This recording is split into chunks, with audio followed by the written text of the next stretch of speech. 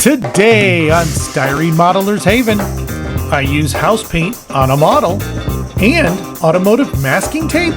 House masking tape too? Find out if I use any real modeling supplies next on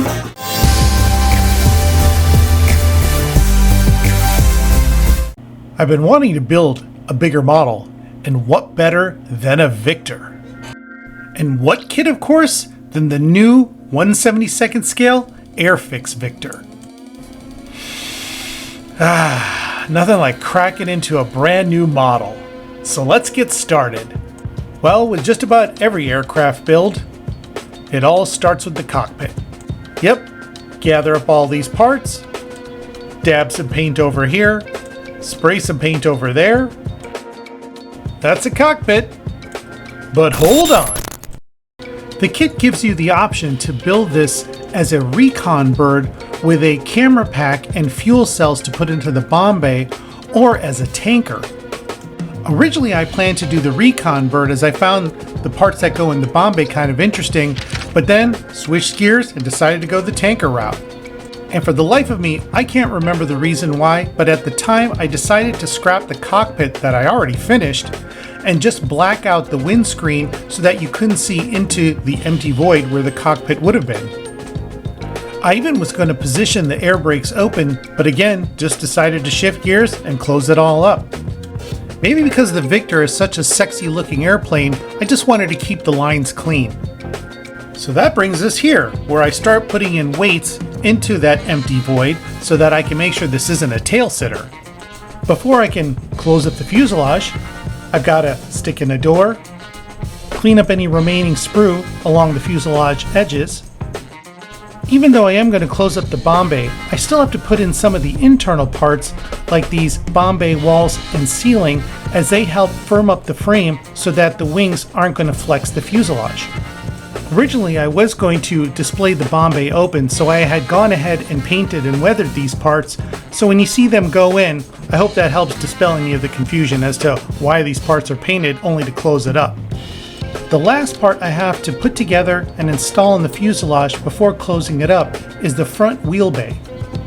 I like how Airfix made the wheel bay multiple parts, so I could go ahead and paint everything, weather it, and then stick it in the fuselage, so all I have to do is stuff in some foam later to keep it protected from other paint procedures. A few more clear parts separated from the sprue and pressed into the appropriate places on the fuselage, and it's over to the paint bench to black them out. With all the clear parts painted and the fuselage internals sorted out, it's time to close everything up and get it ready to be glued shut. I used a mixture of CA glue and Tamiya thin glue to close up the fuselage. Reason being is the CA glue dries quicker, so it holds the fuselage together while the Tamiya thin cement takes its time to completely dry. With the glue dry and the fuselage closed up, I can concentrate on getting in the flap into the tail. Moving right along, I get to cleaning up those seams using successive grits of sanding sticks. Whew! Try saying that 3 times fast. I had to practice to get that one out. I go back in with my razor saw and restore some of the recessed panel lines that I lost from the sanding. And then to check my work, I dab a little bit of silver paint over the seams, and that gives you a real good visual of how clean your seams are. I did a detailed video on how I like to fill my gaps and seams that reduces the amount of sanding and cleanup that has to be done. I put a link in the description, check it out. The bomb bay doors weren't lining up to the fuselage as much as I'd like them to, so I stuck in this small piece of square rod to kind of stretch out the fuselage a little bit and get everything to line up just right. Slap this part in on the top of the fuselage. With the fuselage basically done, I can move on to some of the other parts, including the rest of the tail section, and even clip away and start cleaning up the wings. One thing I really like about the Victor is how they integrated the engines into the wings, giving it a very sleek look. Like with most jet intakes, the insides of the intake are typically very smooth. With a model kit, this could be a bit of a challenge, as you usually have multiple pieces that have to be put together to make the intake, which of course is going to leave seams that are hard to get at since they're on the inside of a very small area.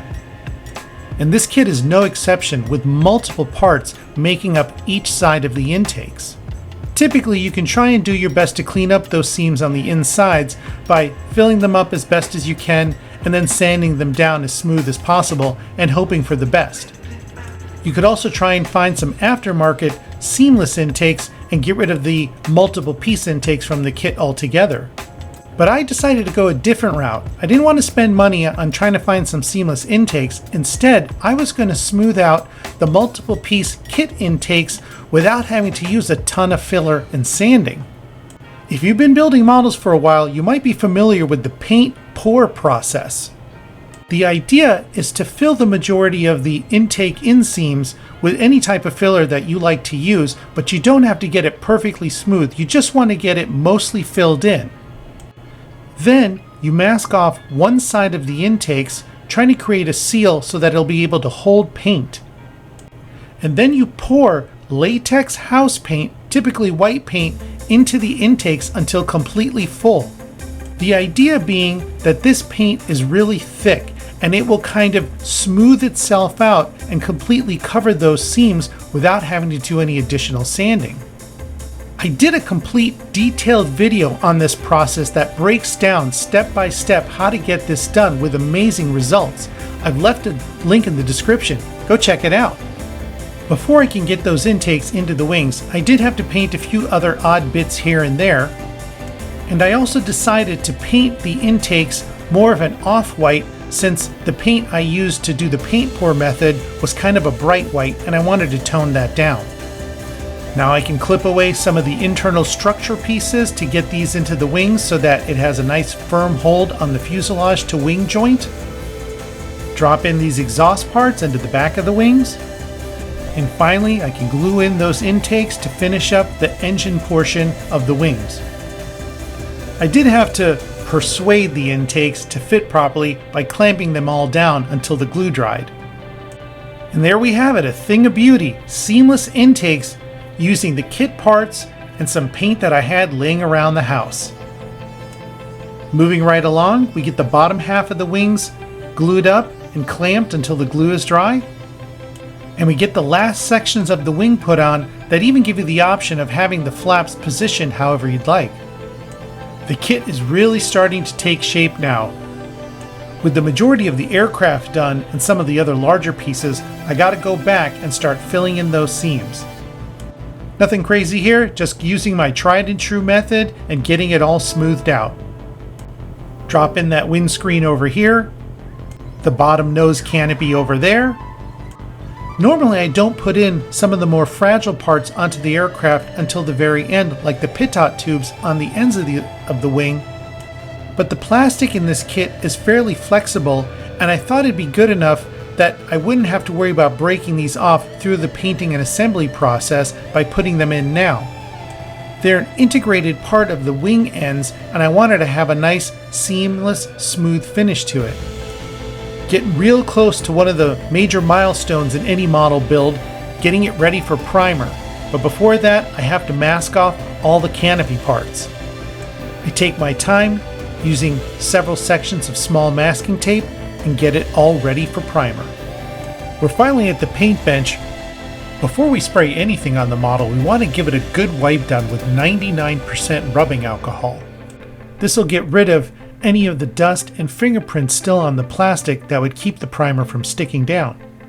The reason I use 99% rubbing alcohol is it doesn't have the oil that's in 70 or 90% alcohol that would coat the plastic and keep the primer from sticking.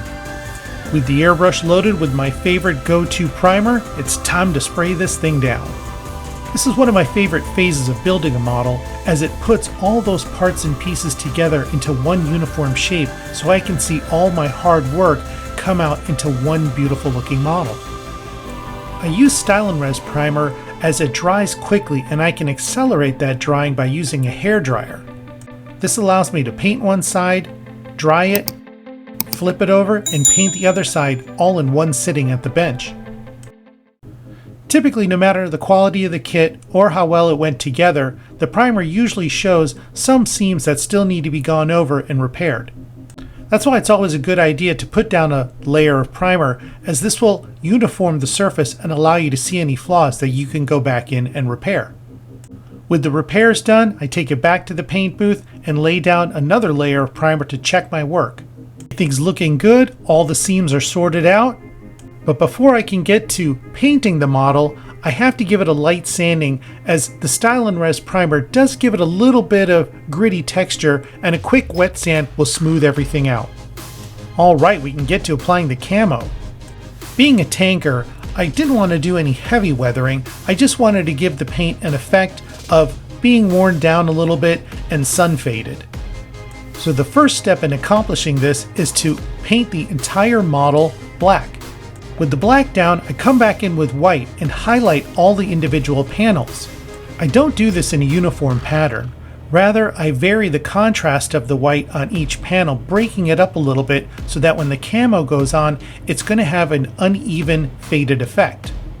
I go back in a second time with the white, again applying a little bit more of an even coat, as I don't want the paint to be too faded and worn out, so this kind of blends everything together while still giving it a little bit of a splotchy effect. Another quick round of wet sanding to get rid of any texture in the paint. Step 1 is done, the model is nicely pre-shaded, and we're ready to apply the colors. The kit comes with a great fold out that's in full color to show you how the camo needs to be applied. I always like to start with the lightest color, and in this case it's the bottom half of the aircraft. The color callout is for a white underside, but I'm never a fan of using white or black as it's too stark on a model. I use fulcrum gray, which is basically an off-white. Like the top half, I want to do some sort of pre-shading to help bring out some of the panel lines and details. Being that the bottom of the entire aircraft is basically a white color, it helps to put in some shadows into the panel lines to help break it up a little bit. So just like the top, I highlight each panel in the same manner that I did the top. Unlike the top pre-shading, the bottom of course would not be exposed to sunlight, so I'm going for more of a uniform look instead of the splotchy, uneven pattern that I put on the top. Next, I do a full saturation pass across the entire bottom of the aircraft. This helps bring all that panel line highlighting together with the darker areas of the panel lines. With everything covered, I wasn't quite happy with the results. I found the fulcrum gray to still be a little bit too dark, so I decided to go in and do some more highlighting with a brighter white. And here I repeat the process that I just did before with the fulcrum gray by highlighting each of the individual panels with the brighter white color. To bring it all home and to even everything out, I mix the two colors, the fulcrum gray and the bright white, in 50-50 ratios to do one final pass across the entire bottom to even out all of that highlights and shadows. With a little bit of paint left in the airbrush cup, I save that later for any possible touch-ups. Referring back to the painting instructions, this gives me a guide on where I need to mask off the top half and the bottom half of the aircraft. Using thin strips of masking tape, I get to work separating the two halves. Sitting at the bench over a few evenings, I work my way around the entire aircraft until I'm able to get all the masking down. With the two halves separated with the masking tape, now I'm able to go back in with some cheaper house paint masking tape and further cover the bottom half from overspray. With the bottom properly masked off and protected, I can concentrate on the top camo scheme. There's a lot of different ways to mark off where your camo pattern is going to be on your aircraft, but I find for me the simplest method is to just pencil it out by hand by using the kit instructions as a guide. Using a light touch, I just pencil everything out. It doesn't have to be exactly the same, just good enough as there is going to be some overflow over the pencil lines, as you'll see later. This is just to give me a guide so I can get close to setting up the camo color for the first pattern. Again, working from lightest to darkest color, I now go to the second lightest color, which is the sea gray that is classic on RAF aircraft. Of course, I'm not using an actual bottle of sea gray, but this is pretty darn close.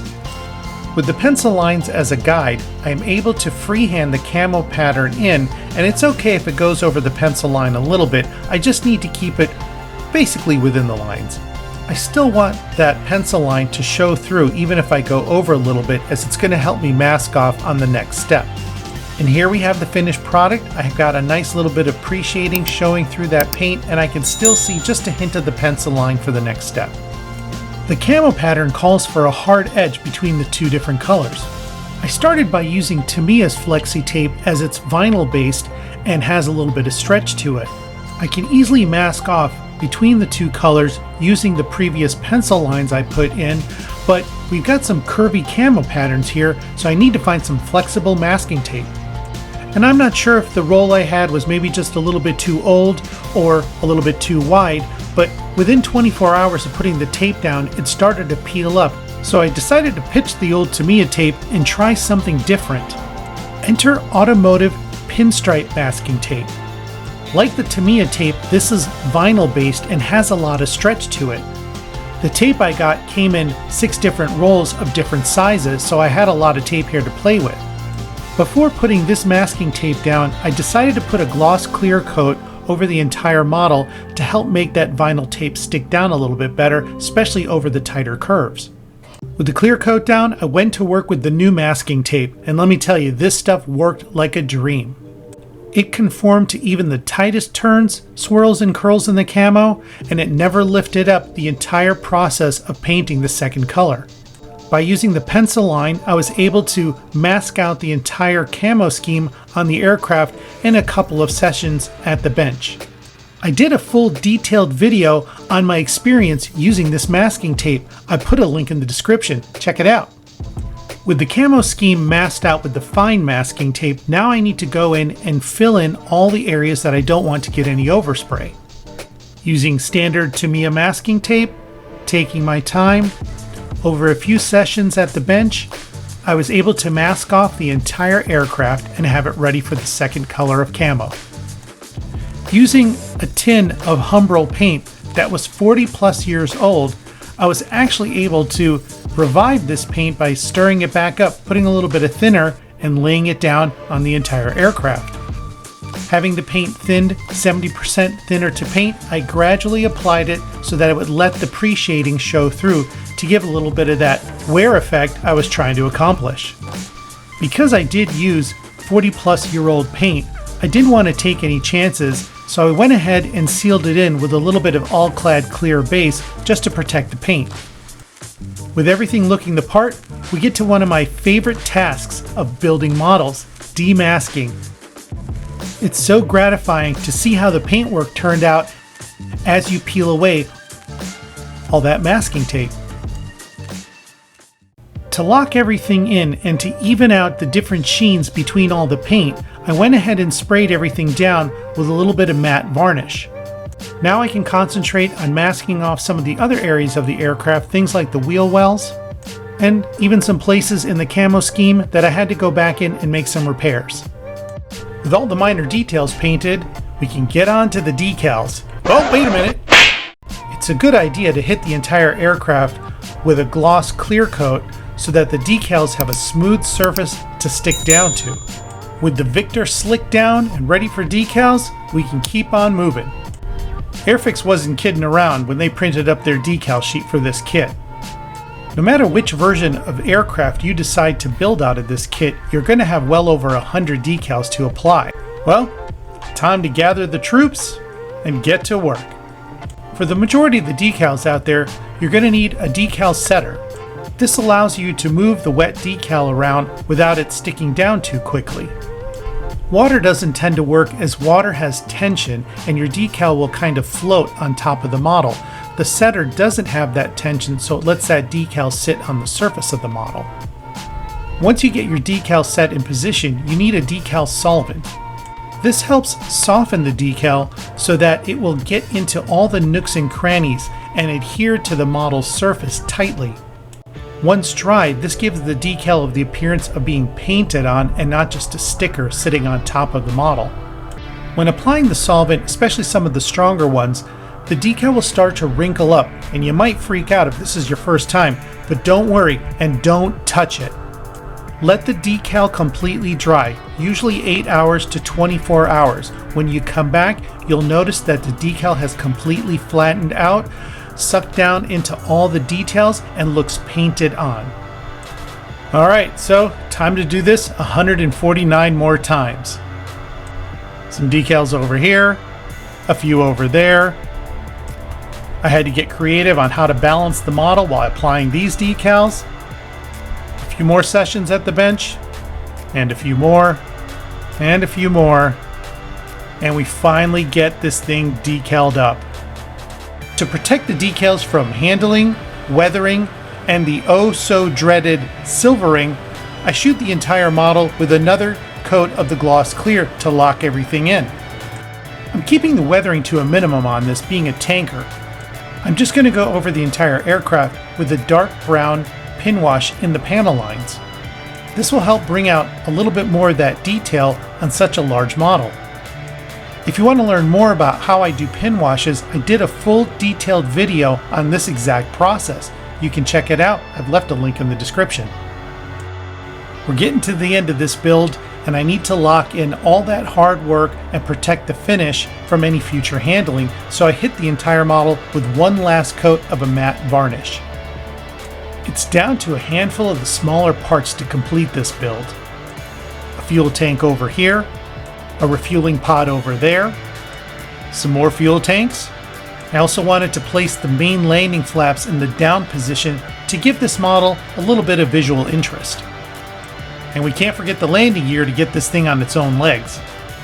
It was nice to build a model out of the box, and with this Airfix Victor there was a lot of options that I could play around with.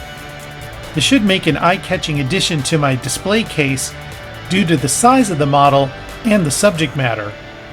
My modeling friends, the 172nd Airfix Victor.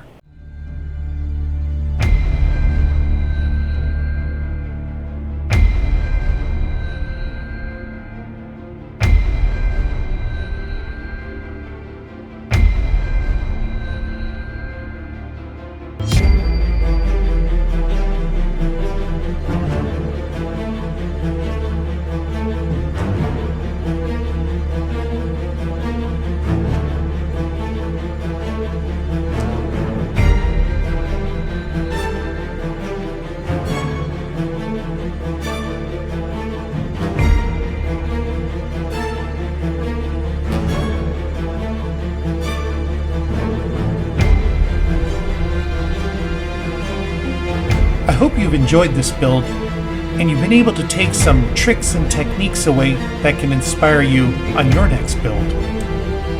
Be sure to subscribe to my channel, like this video, so you can be updated on my latest content.